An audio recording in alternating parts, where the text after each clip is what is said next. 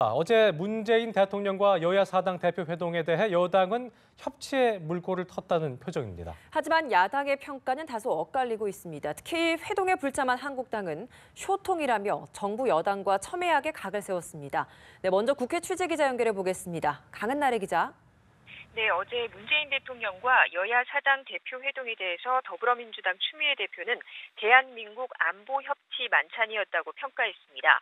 우원식 원내대표 역시 협치의 문이 닫히지 않도록 낮은 자세로 야당과 소통해서 정기국회에서 성과를 내도록 노력하겠다고 말했습니다. 여당은 정기국회 예산심의를 앞두고 어제 회동을 전략적 모멘텀으로 삼으려는 모습입니다. 하지만 회동에 참석한 다른 야당들의 평가는 다소 엇갈렸는데요. 국민의당 안철수 대표는 한미, 한중 관계에 대해 낙관적으로 답한 문 대통령과 견해차가 컸다고 말했고, 여야정 협의체에 관해서도 원론적인 수준으로 예전에 합의된 내용을 다시 해보자는 정도의 차원이라고 다소 인색한 평가를 했습니다.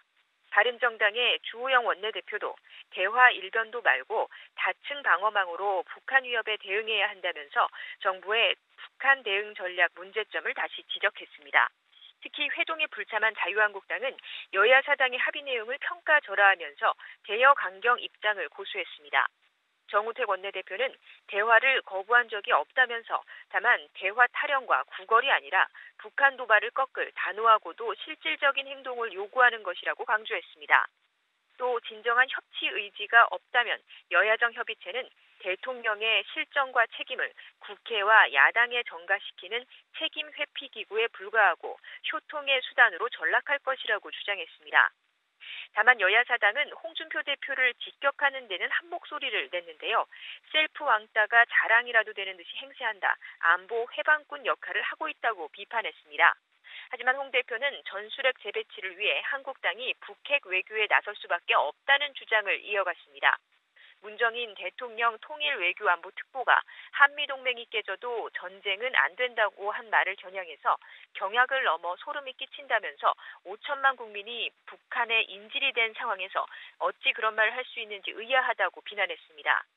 어제 여야 사당이 손을 맞잡기는 했지만 한국당의 불참으로 완전한 합의에 이르지 못하고 안보 강론과 여야정 협의체 구성에 있어 이견을 노출하면서 향후 신경전은 계속될 것으로 전망됩니다.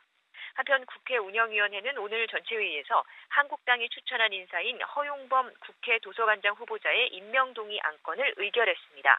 지금까지 국회에서 전해드렸습니다.